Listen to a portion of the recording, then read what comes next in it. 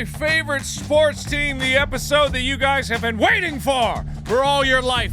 You know you've wanted it. You've been thinking about it every single day. Yes, it's true. It's time for Go My Favorite Sports Team to return the interrogation of this so-called man named Tyler. And is he really who he says he is? You wait until you talk. Oh. The accused.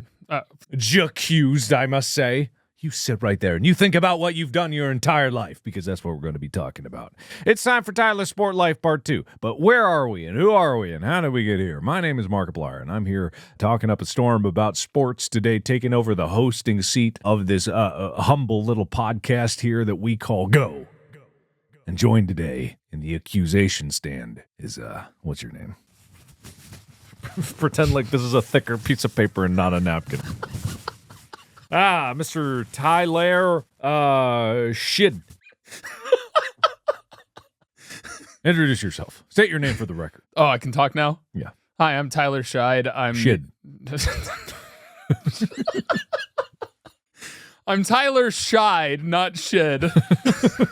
Not shit either. Tyler Scheid. Right. I have a master's degree in sport administration. I'm the so-called expert, but I am the master of sport on this podcast. Mm-hmm. And I've been friends with Mark since 4th grade. Mm-hmm. And I don't know what else to say. Well, you don't have anything else to say because I haven't prompted you. And it's funny that you mentioned 4th grade because 4th grade is where we left off in your life. But I do have to say something before we get started. I have many things to say before we get started. How dare you, number one?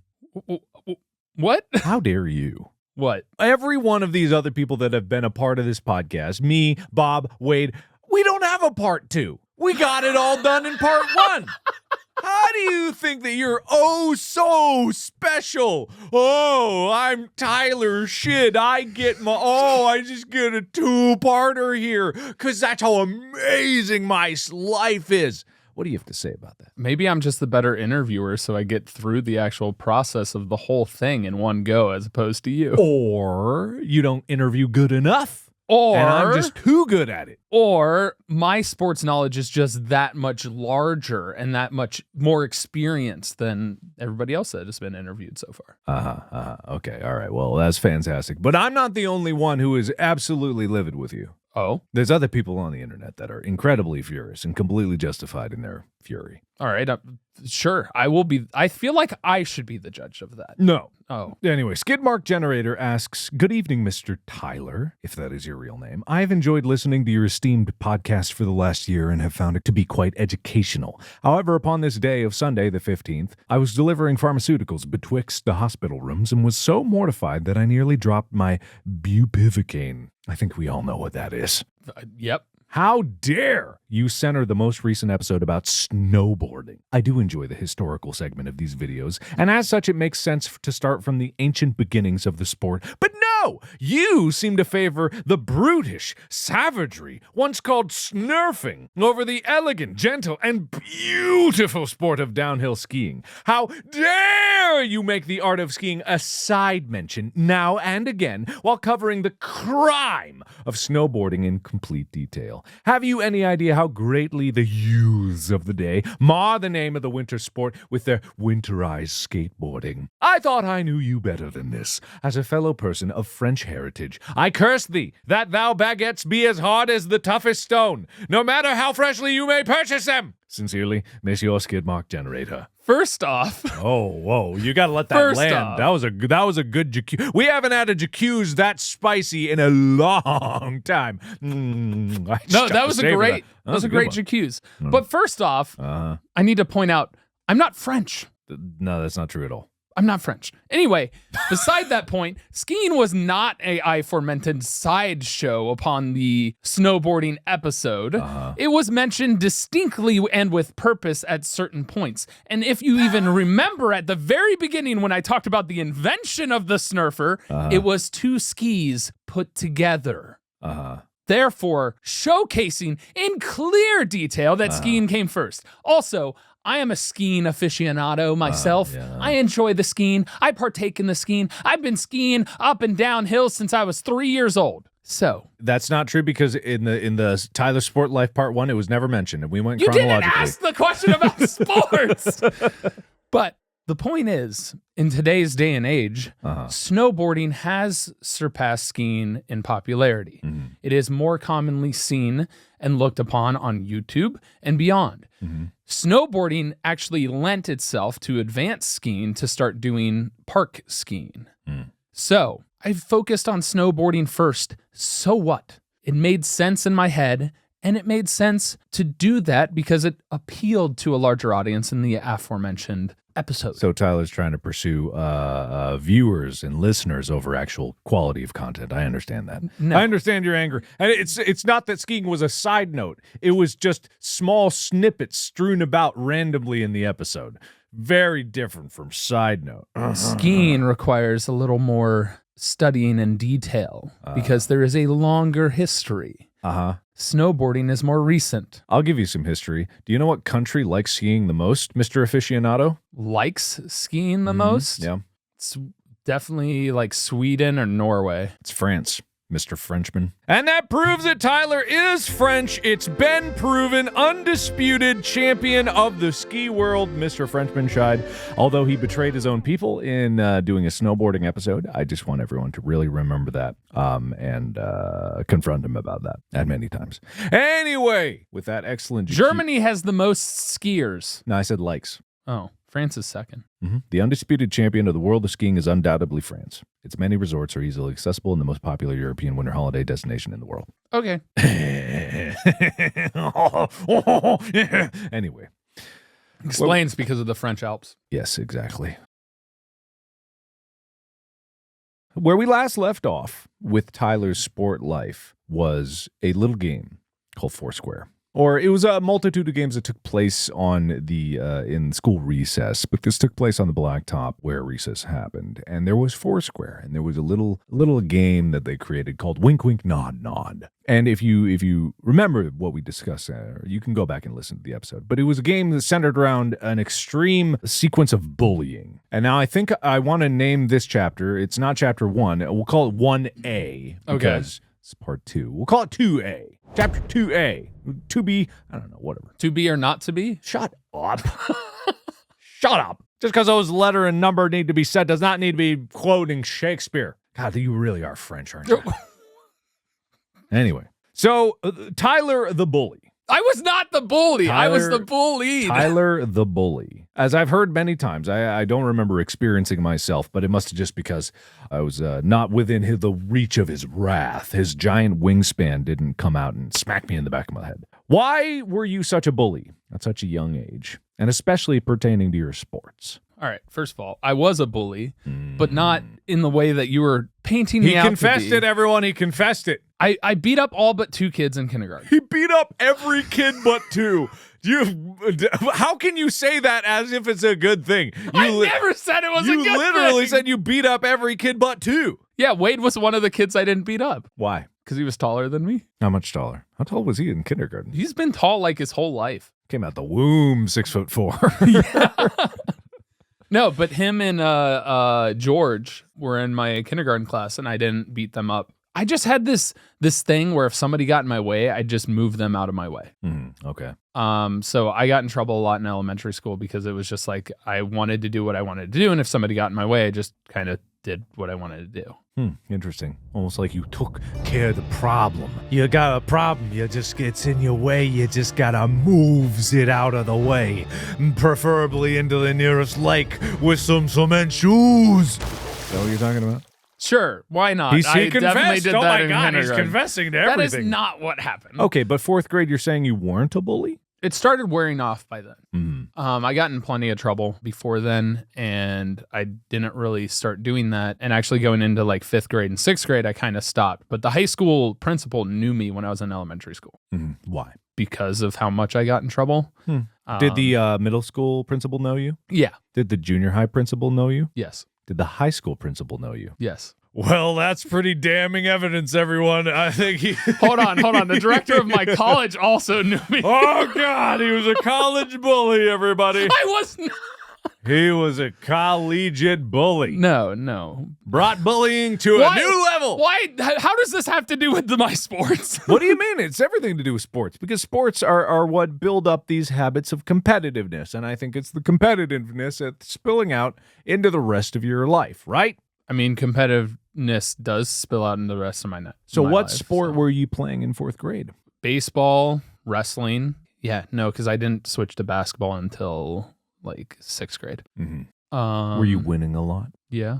Were you winning as much as you wanted to? No. There we have it, the source, the motivation, the rage building up inside of him from all of these losses. Listen, I acknowledge my bullying past and how awful I was to some people in my past, but I also want to point out that I own that, and it helped shape me to who I am today, to the point to where I try not to do that. And I go out of my way to help those situations, because more often than not, the bully is also undergoing some sort of pain and turmoil. So you're the victim. I'm not saying I'm the victim. Okay. I'm saying that to understand how a person works, you need to look beyond their actions sometimes to understand why they may be thinking that's what they should do. Which is why we're exploring this. So let's look beyond the actions themselves. In 4th grade, or growing up and going, because this is important because you're about to hit puberty. Yeah. Eventually here in a few years, you're going to hit puberty, and that does have profound changes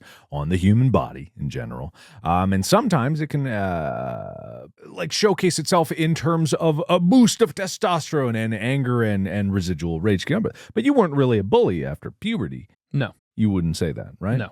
So why this childhood rage was building up inside of you? Is it just like the unfettered competitive spirit? I don't think so. I think it came down to a couple of things, because my dad told me this. I used to be this happy-go-lucky, super kind kid, and then I went to school. That's literally what he said. I see. And then something happened when I went to school. I don't remember exactly what it was, but something created like this kind of mean streak in me. I didn't want to be there.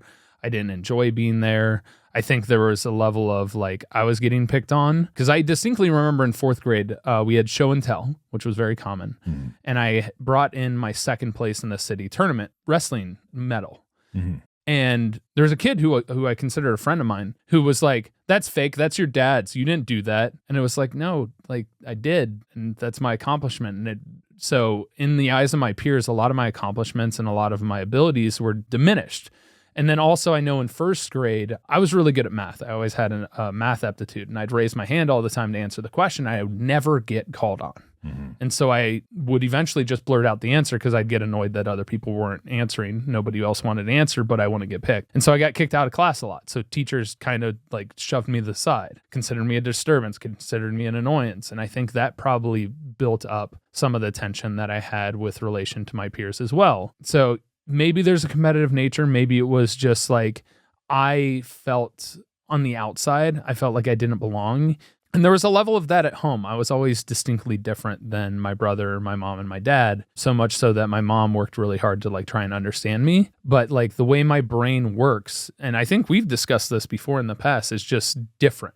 How I process things and how I have to do things in a different order that makes sense to me for me to understand something, whereas to a lot of other people, it's just like, no, this makes sense. Yeah, exactly. So it comes from a pattern of being dismissed. Yeah. You're either your accomplishments or your ability or your potential being dismissed. And so maybe it was like trying to showcase that I was capable in that and trying to get attention. Okay. What this does reflect, though, is a source of confidence. You do have a confidence in yourself, just other people can't see it, so you have to show them exactly what you can do. Whereas a lot of people probably could say in their childhood they did not have confidence. And this is important because going into the future of your sport life, to jump ahead a little bit, a lot of it comes from just this desire to prove yourself, to prove your ability to do something, even if people are saying you can't do it, because only you know your limits, or only you can find your limits. You may not know your limits, but everyone out there has not found them yet. Yeah. But we haven't gotten there yet. We got glorious puberty right around the corner. Tyler's balls are about to drop. Plonk, plonk. So we're going to skip ahead a little bit because it was boring in his childhood. It was stupid. It was a dumb little kid. Now we're still a dumb little kid. But let's call 6th grade. Let's going into junior high school. Well, 7th and 8th is junior high school. Let's Yeah. go junior high school. Okay. This is all of the kids that think they're about to go into the adult world, but they're nowhere near it. They don't even realize how close it is. But the one thing I remember from junior high that was so life-changing, that just like destroyed my perception of reality, I hated everything about it, and I couldn't understand why it happened. Recess. Oh, yeah. Recess was suddenly abolished, and they never explained why. They did didn't. not explain why. I got to 7th grade, and I'm like, when's recess? And they're like, never. You got to stay after school if you want to play. And I'm like, but I don't want to be in school. And they're like, that's too bad, ain't it? But why did they get rid of recess? I don't know. I honestly think recess was such an invigorating thing growing up, having that break and having physical exercise and then going back and having class. Yeah. It allowed you to release that energy, and you got to spend time in the actual like center of the day when the sun is up and it's warm out and it's fun. Even when it was cold out, we had recess. Yeah, it was just nuts. And I know what people are going to say is they replaced it with gym, because they didn't really have gym in middle school and whatnot, right? They had it in middle school, but it was, yeah, we didn't have it in elementary school. But it was more of an emphasis on gym. And then high school definitely had more extracurricular classes, like, what was it called? Outside sports or something like that? Outdoor rec, yeah. Outdoor rec, yeah, that was it. No, we definitely had gym in elementary school too, but it was like once a week. Yeah, it was not emphasized. And I think it's like building up team building and stuff like that. But for me, as a student, I did not perceive of the sporting world, really, until junior high came around, and it was like a removal of this play to this competitive world of sports. Because when you get to junior high, suddenly, especially in terms of football and baseball, you actually have games that more people will go to, more people of the community. What were your sports in this era of your life? Okay, so wrestling was one of them. I was playing baseball. In fact, my team, we were one of the best teams. We would have went to the city tournament, but because half of our team were soccer players and soccer season started up, we didn't go to the city tournament. So like my main sports were those two. I think I played a little bit of basketball. That was when I tried out for the school team, because that was the other thing, is you started having tryouts for sports. So they were more highly selective of who would be on the team. And I distinctly remember this, because I was pretty good at basketball. I wasn't great. I couldn't dribble the best or anything like that. My size and my ability to jump and get rebounds and just kind of outmuscle some people. And then my defensive ability was outstanding. But during tryouts, because I was like, well, if I make the basketball team, I'm not going to wrestle again. Because I had stopped wrestling briefly in like 6th grade and played basketball. And so I tried out for the team 7th grade. And the last drill on the last day of cuts was dribbling around cones. And I asked them, I was like, can I dribble left-handed? No, you have to dribble right.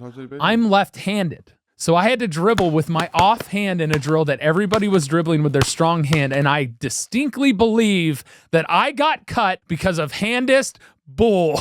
I think that if you would have just dribbled with your left hand, they wouldn't have noticed. It's kind of one of those things where, like, did you notice the dancing bear? It's like, they're not going to call you out. They're just going to be like, oh, he's dribbling real good. But me, as 7th grade kid, who wants to be very coachable, because that was something my dad and all of my coaches instilled, is you listen to the coach, you're very coachable. That's how you play. You're a team sport. You know? And so I did it, and I got cut. And I distinctly remember Leonard, who also was left-handed, also got cut that same day. Interesting. Did they like get a megaphone? They were just like, you must be right-handed. If you pass to a left-handed player, the game's over. That can't happen. No, nay, I say. So I didn't play basketball because that's why I was wrestling. I mean, growing up, I did swim lessons and stuff, but I never swam competitively. I started playing water polo in 7th grade. There was spring water polo, and my brother was a freshman in high school, and he swam competitively, and he was on the water polo team, and so there was a spring intramural water polo where you just played against the same kids in the school. So I started playing water polo in 7th grade. Okay. And I think those were my main 3 sports. All right, but let's dwell on the failure some more. So you failed. You didn't make it to the basketball team. You got cut. Yeah. That had to hurt. How many people did you beat up after you found out about that? None. None that we know of? None. None, period? Period. What happened to the rage? It didn't have anything to do with the competitive nature. Did you kill anybody? I was disappointed. I was upset. I didn't kill anybody. I didn't beat anybody up. Did you cry? Yeah. To be completely honest, I did. I It know. was at home, not in public. My but laughing feels mean now. He cried. But okay, so you didn't beat anyone up. No, Not a single person. No. Not one. No. Not even a mean word. Not even a hey nerd shoving a locker. no. Not even a ruffle, give a wet willy. Like 7th and 8th grade, I was mostly quiet. I wasn't mean to many people. Interesting. So was some of that confidence that you had as a kid starting to crumble a bit? Yes. Really? And what was that? For one, I almost failed out of English class. Ah, interesting. My parents always had a rule that if we got a C, were grounded. Oof. So the reason being, and this is why I was okay with it, was, and I talked to my parents about it afterwards, is it's like the only way me and my brother should be getting a C in class is if we're not doing the work. Yeah, of course. Like we are capable of getting those grades, so we should get those grades. It's not because we're not smart, Mm-hmm. because we just weren't doing the work. Yeah. Mhm. So I don't know. I focused on baseball. I was really good at baseball, and I wrestled, and I was okay at wrestling. I always wrestled better against people that I knew. Mm-hmm. I was wrestling against you around that time. We were Yes. close to the same weight class. Mm-hmm. This was when actually me and you started becoming better friends. Like we knew of each other for a long time, Yeah. but during the meets and everything was when we would talk. Yeah.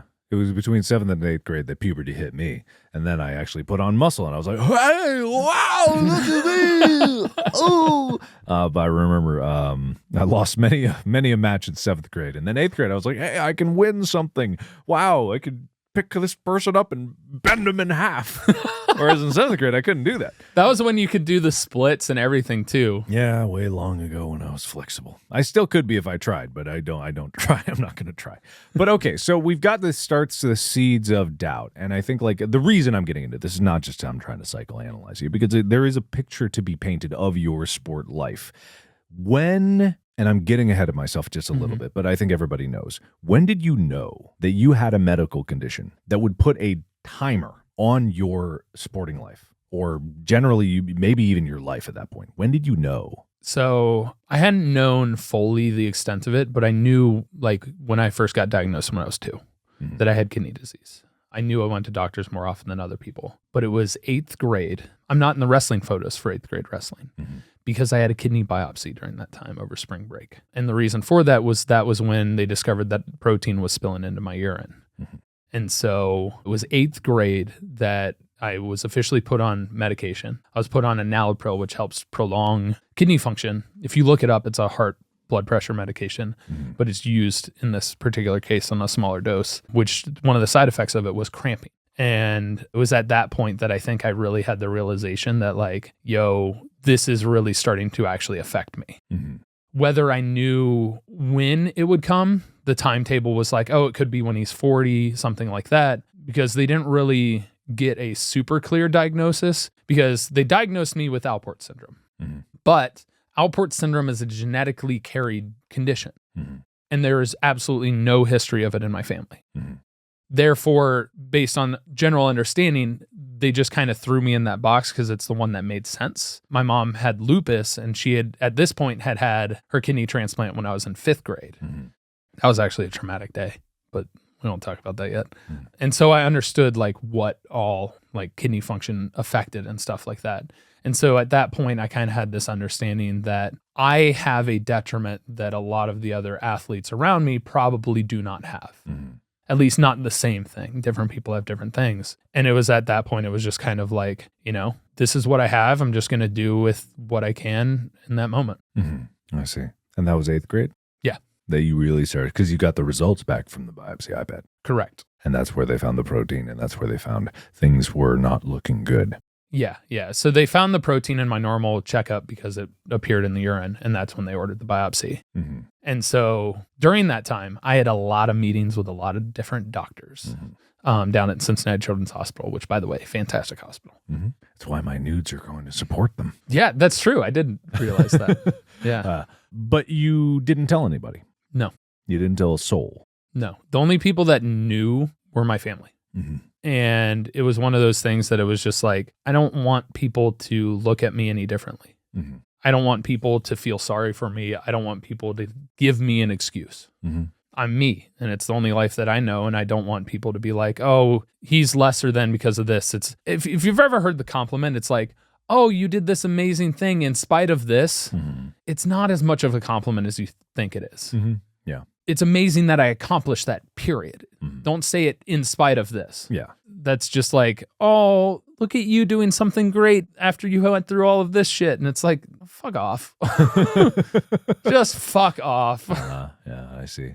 So do you think that any of this spilled over from when you were a child? Like you knew something. As a kid, you don't know anything, but you know, you can pick up on vibes. You know, you can pick up on like what the rhythm is. You said yourself, you know, you went to doctors more than other kids. So do you think even as a kid you knew like something was different and this seed of this mindset was there where you were like, I can do just as much as anyone else. Like, why wouldn't I be able to? Because my willpower is there to do it. That confidence is there. Do you think that had any effect on it? It's possible. I think the other thing was I was always naturally gifted with motor skills and talent. So like I could run fast. When I played backyard football with the neighborhood kids, I was always the first picked. You know, different things along those lines, like capture the flag, I was the first pick. We had rules where I couldn't be on the same team as other people because then we'd be too good.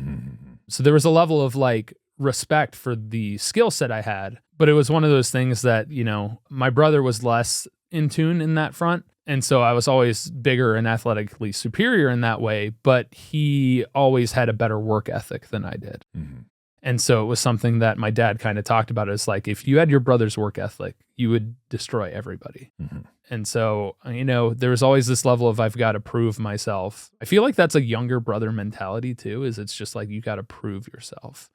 And there were different times I got picked on for different things or excluded from stuff because I was younger, but it's possible it had to do with that. But really, I think it just had to do with more of my personality. I always wanted to be the best. Do you still feel that way today? In everything that I do, I focus on putting my best foot forward. I recognize that, you know, being the best is subjective, and I look more in the sense of being the best version of myself. But yeah, when I'm competing against somebody in a sport, I will go to the ends to prove people wrong. There's a specific example that happened. I was up at Big Bear with a friend, and we were doing these challenges as a part of this grand D&D game. But we had physical challenges. So one of them was Twister. I had leg day the day before, and my legs were sore as hell. I didn't know it was Twister, so I volunteered for whatever this physical trial of strength was. Nude Twister? No. Okay. And it came down to the final two people, and my legs were shaking. Like absolutely shaking, like I could collapse at any moment. And this other person is this smaller, extremely limber woman. Absolutely. Everybody in the room is being She's like twisted like a pretzel around Yes. you. It's crazy. Everyone in the room was like, oh, we already know who's going to win. It's not Tyler. And you, sorry, I just got the visual of you. Oh, my legs are shit. Oh, no. Well, like reaching into you're just like sprawling around like, oh, God. But every time I heard that, I'm like, it's not going to be easy. I'm not going until I collapse. Yeah. I ended up winning because she picked up her hand in a rotation, moving from a spot, therefore disqualifying her because she moved her hand that was already designated for. And you called that out? I didn't. Okay. I was about to say, that'd be like, I saw it. It went a millimeter. And in all honesty, I didn't immediately call it out. Somebody else did, but I said, oh no, you moved your hand, because I wanted to keep going. I see. The competitive spirit. I wanted to win because I overcame, not because you of a wanted mistake. to win fairly. Yes. But mistake is overcoming. It's a lack of concentration. That is a thing. But afterwards, I collapsed onto the mat and I couldn't walk for like the next 10 minutes afterwards. Yeah. I had somebody help me get back to my seat at the table for what we were doing. Nice. And that's what I mean, like that competitive nature. Oh, I know it. I saw it too when we were all riding these electric bicycles that I had up a mountain. Like I thought all of them had charge, but the one Tyler had didn't have charge. Not enough anyway to get all the way up at full power. So it ran out of battery, and we're going up a mountain. So that's why we got the electric bicycles. And so we slowed down because we're like, hey, we lost Tyler. Where is he? And we just see around the corner, Tyler, like a minute later, just he's pedaling this bike. And if you know an electric bike, it doesn't have gears. It's a fixie, and it's not meant, well, it's not fixie, but it's like a single gear, one speed. It's heavy. It's not meant to go uphill. He's powering this thing, just like, and he catches up with it, and we're like, oh, what happened? He's like, it ran out of battery. I'm like, what? If I had to pedal that up a mountain, I would never make it. I wouldn't make it. I've done that and I give up and I walk. Like he's just pedaling up.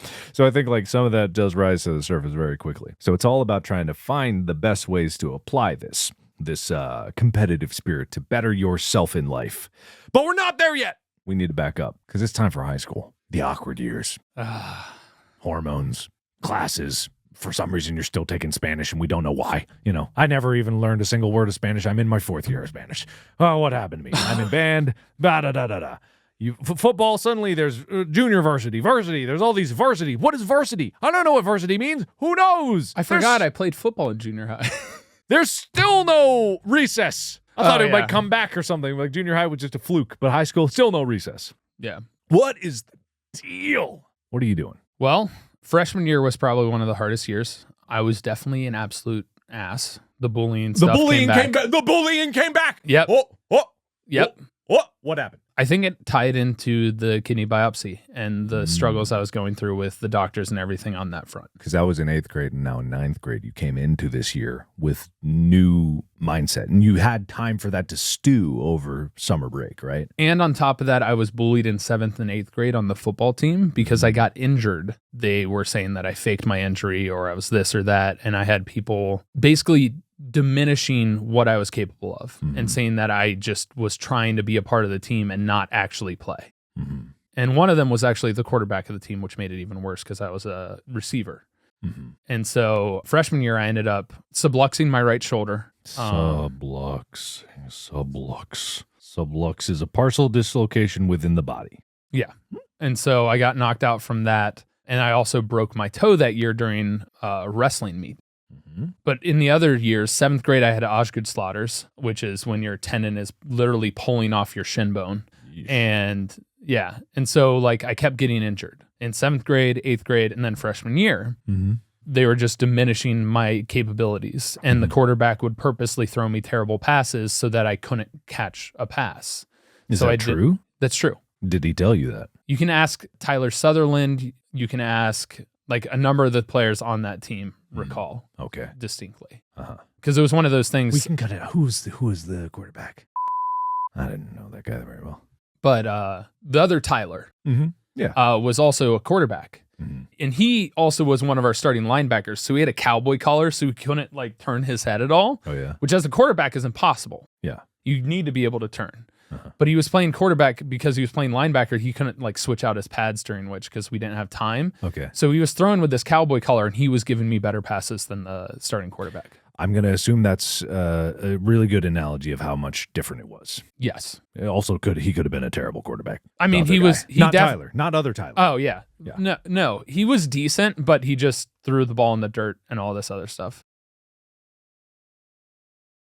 So all in all, it's not a very good junior high experience. You're going through puberty and you discover that you have a health thing that you are keeping a secret and you cannot tell anyone. Not even because you want to, like you don't want to tell anybody, but also like if you tell people, it'll feed into this idea where they'll be like, oh, well, you faking it. What's his kidneys? They would just work or something like that. Or like, oh, okay, oh, poor you. So clearly you don't want that. So going into high school, you have a bullying phase where you're lashing out to other people and also just like it's generally just a testosterone. Well, and it's the fact that I'm being bullied. So to make myself feel better, I hurt other people because then I make them lesser than me. Perpetuation of bullying. And I've since apologized to it. Our friend Becca was one of the people I bullied terribly during freshman year of high school. Apparently also during senior year. Someone just recently when I was back home said that Becca said that you bullied her in the senior year. Senior year? Senior year. I don't remember anything. I didn't hear this from Becca herself, so it was like I think Jesse said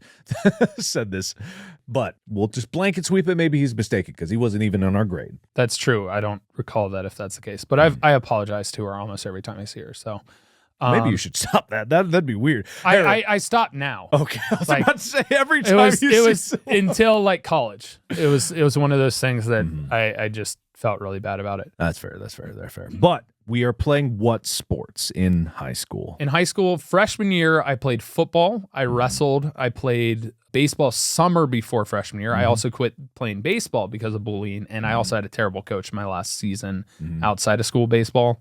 And when I went to tryouts, the same bullies from the football team were at those tryouts. There's just a gang snapping their fingers like, hey, there's old Tyler Shine. Hey, he's an asshole. I hate that guy. No, nothing. Oh, is this pretty really? much Is what this it a was song like. that they were singing? Oh no, I'm sorry. He's starting to cry. It's not an Tears actual are coming. song. No, I went to one thing and I was just like, I'm done with baseball. I don't want to do that. Yeah, fair enough. Okay. And that's when I made the decision to start playing water polo sophomore year. Okay. But water polo was a game changer, to bring a sport phrase in here. But it was a very different experience, because I know where you went with water polo. But what was water polo like going into that? Well, I had done intramural water polo, so I'd known all of the water polo team and the coaches, and the coach expressed numerous times how he wanted me to play. I played goalie in intramural, and mostly because I didn't have a great swim strength, I'd get tired pretty quick, and I don't float in water, so I'd sink. And so my brother put me in goal, and because of baseball, I had a cannon for an arm. And so I would just nail outlet passes when somebody had a fast break. They'd score goals. I somehow blocked some of the best players on the team, oftentimes with my face, but we don't need to get into that. That was not a painless experience. You got a 6'6" wingspan, but a 6'7" face span. Yeah. Just your nose, just No, I had a knack for reacting and understanding where the ball was going to go. I don't know why. I just did. But specifically with your face. Yeah, you're throwing your body around. It worked. And so I was convinced by people in our grade who I'd kind of become friends with because they were friends with my brother and the coaches and the older kids to go play water polo. Going from the toxic football environment to that was tremendous. I felt like I belonged. I felt like, it was like a family. You were encouraged. You worked together. Nobody put anybody down. Nobody beat up on anybody else. It was, how can we get better together? That's great. That sounds wonderful. And that's ultimately why I switched and played. And I feel like is the biggest reason we had success with the team that we had is it was like a brotherhood. Yeah. We had each other's backs when it was in season, even outside in the school. Somebody'd come down the hallway and say some off comment towards one of us, somebody else would respond, making fun of them in return. That's great. That just goes to show just like what cooperation and, actual teamwork can do for a person. Do you think that when you were playing water polo and you actually found this group, that it helped you deviate from your bullying ways and then become more confident in yourself? I think it wasn't necessarily water polo, but water polo probably helped. Sophomore year, I also lost Craig. It was Craig Starkey. He died in a car accident on his senior trip. He had just graduated. Yeah. He was a mentor of mine through Scouts. And he was one of the people I had never seen him be mean to anybody. And I had always looked up to him. And in that same year, my grandfather died, my dad's dad. And he also was a person that was just incredibly kind. No matter how many goldfish he gave me and then they ended up dying and getting flushed down the toilet, he had another goldfish for me growing up. Maybe he should have stopped giving goldfish after a while. I know to be mean or anything. No, but like the amount of kindness that those two showed me and the amount of patience and everything were the two people I looked up to the most. And they passed away, Craig between freshman and sophomore year, and then during sophomore year, my grandfather. And it made me really introspective of like, I look up to these people and I want to emulate. I want to be like them, but I'm not that. Yeah. And so I looked at myself and I started making changes. And then my environment changed. I felt more accepted, more belonging. Like it probably compounded that in of itself to the point to where it changed me into the path to who did I want to be? Because I didn't like myself. I can tell you straight up, as mean as I was to everybody else and all of this different stuff, I did not like myself during that time. And I occasionally still struggle with that, but it's one of those things that this made me feel a lot better. It made me start to see in myself the things that I respected and I admired and work through and pulled those things out. And I started to enjoy myself more. I started to not, hear all the hate and everybody who said negative things about me and started hearing the good things. And I started proving everybody wrong. Water polo was one of those sports that, I was naturally gifted at to a degree, but I had to work really hard to understand that sport. Because you were negatively buoyant. You sank. Yeah. That cannot be overstated how much of a detriment that is to yes. swimming. Yes. Some people float. Some people don't. The other thing is I never swam competitively. Everyone else on the team had been doing swim meets and swimming and all this stuff. I didn't know how to do a flip turn. That was a part of the thing. Like I had to work and work and work. I had to learn how to tread water properly. Every practice, I was put through something I'd never done before. Mm-hmm. And I was also doing a water sport. Yeah, I could swim. I was thrown in the pool when I was little and I could swim. Cool. But I mostly played land sports. The muscles and everything was distinctly different. It was just a whole new world of sport that I'd never done. Mm-hmm. And really had to push myself and learn and have that work ethic that my brother had to suddenly become good, really good, and really good at this sport. Yeah. Interesting. And then, of course, sophomore year was my first year. Junior year, I was the starting goalie. I got an all-state honorable mention award. Mm-hmm. And then senior year, the whole team won state. Mm-hmm. And I moved from goalie to field to play whole defense, which my wrestling skills came into play, going against bigger guys and using pressure points and body control. Put them to sleep and they just down beneath the Yes. water. Yes, I did the, what's that Star Trek? Vulcan nerve pinch. Yeah, that's it. The Vulcan. And then it'll never seen again. Yep. That's how it goes. But even though all the wonders of puberty and water polo and realizing how cool girls are and whatnot, and relationships and friendships and stuff, that's normal high school for most people. Yeah. You had an underlying thing through this entire experience. Mm-hmm. A ticking clock, literally, quite literally a ticking clock. Because as you get closer to the end of high school, you get ever closer to this moment where you have to have a life-changing surgery. Well, I mean, even before that senior year, my mom, we thought she was going to die. Yeah. She had to have another kidney transplant.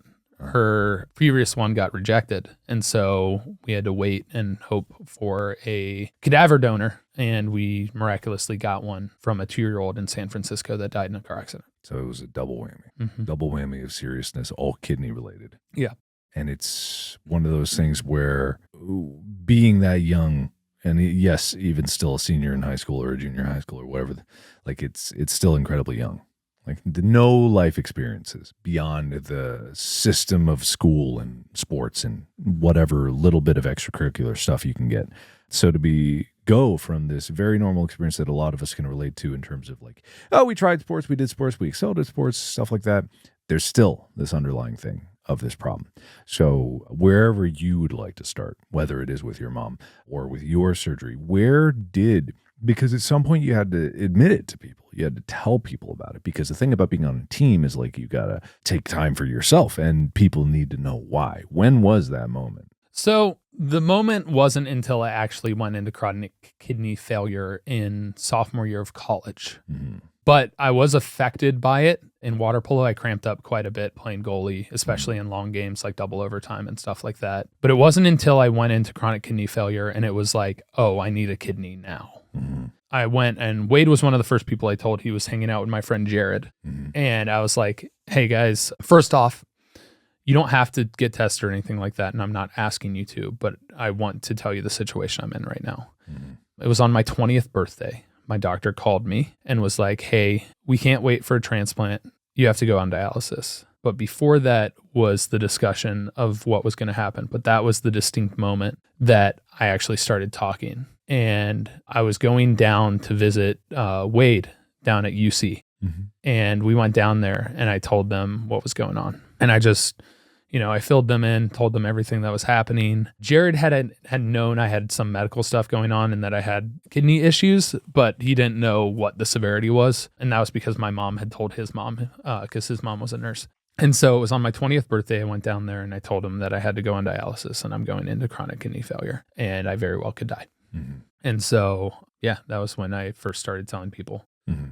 So it wasn't until like college. And so you'd transition from high school sports to college sports, because obviously you were going to do that. You picked your college based on like the sport program. Yeah, I picked it based on the sport administration program. I also picked it based on who would let me walk onto the football team. Mm-hmm. Because it was a dream of mine growing up to always play college ball. Okay. It was still a dream of mine to make it to the NFL, and I still believed in that dream. Mm-hmm. So I walked onto the football team. I made it. And freshman year, I tore all of the tissue in the bottom of my left foot. Ow. Yeah, they thought I had torn my Liz Frank. What's a Liz Frank? Liz Frank is the ligament that keeps your toes from splaying out like starfish. Oh. They keep them together.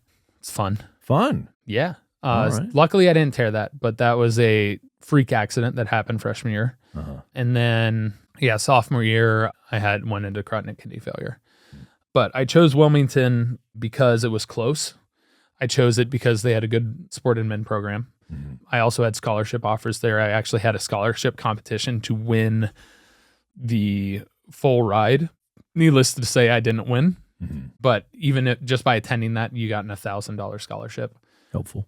And so I ended up going to Wilmington for that. But I also was able to play club water polo there. I actually had the potential junior year. I was being looked at by college scouts in water polo. But because I didn't swim competitively, they didn't really look at me too closely. And then once I switched positions senior year, they disappeared. So I focused on football and the potential to play water polo and go there, and then staying close to home because of, then I won't have to worry about switching doctors or anything like that. Mm-hmm. That all makes sense. And so what really sticks with me is this drive to prove yourself. Because we've talked about this before. We've actually talked about this on this podcast of you pre and post this surgery in your football team. So we need not get into those details. I don't remember the specific episode that it was, but you can probably find people telling you on the Discord if you want to find out what that is.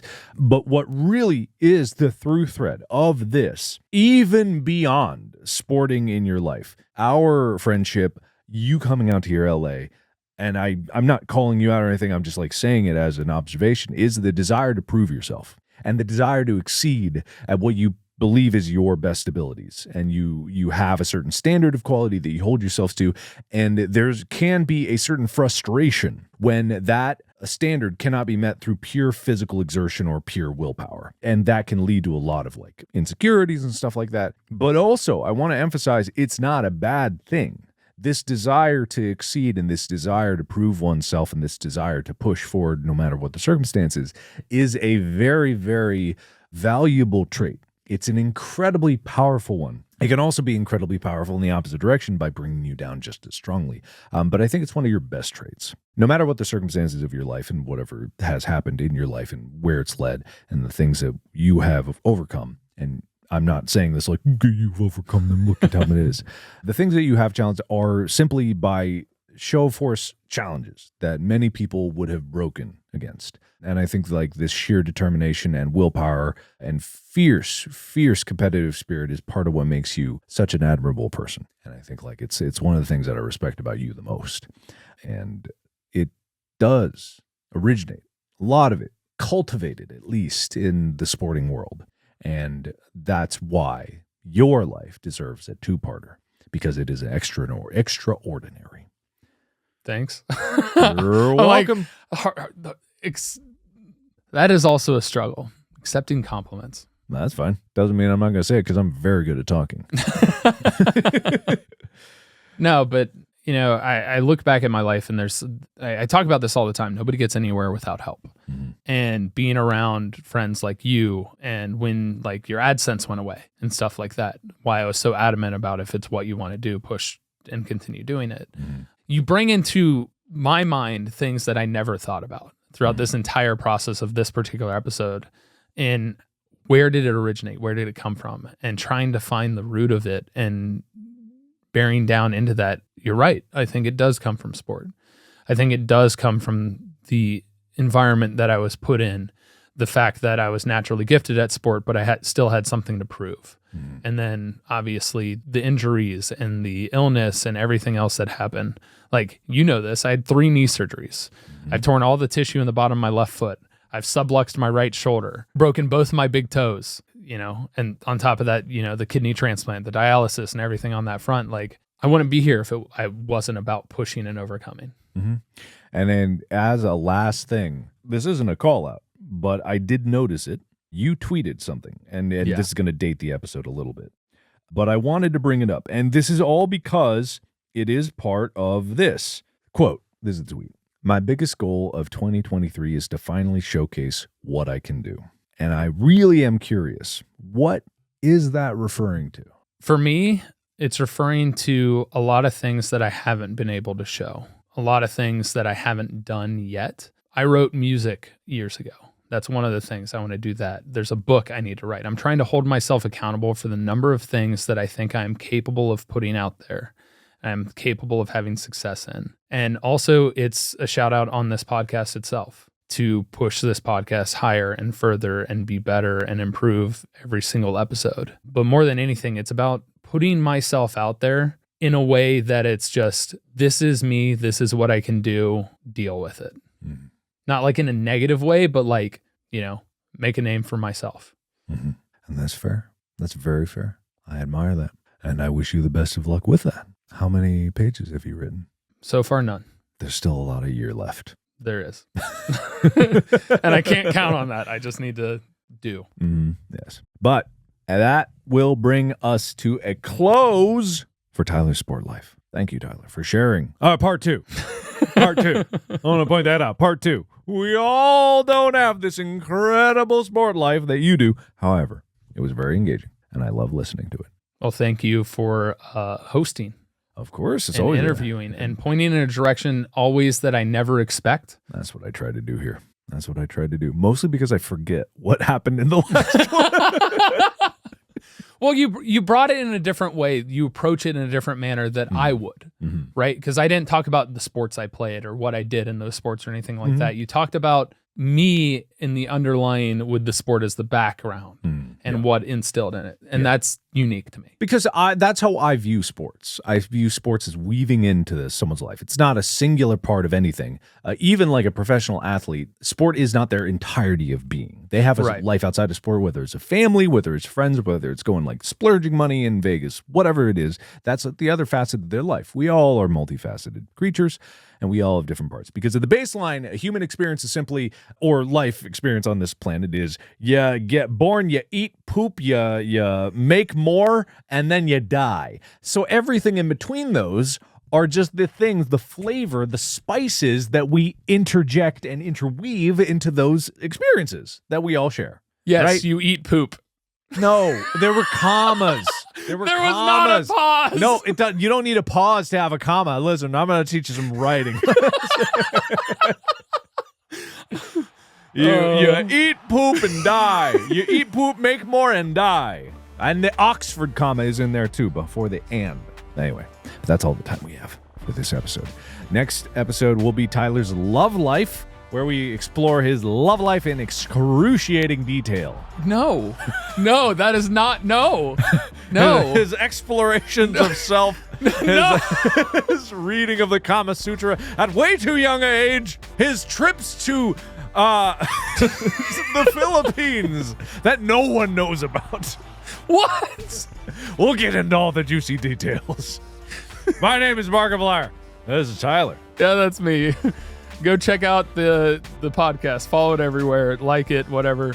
Also, go check out the merch. Hopefully, new merch is in the store now. It's being worked on right now as we record, but go to store.gmfst.com and check that out. Get your eye finger hat.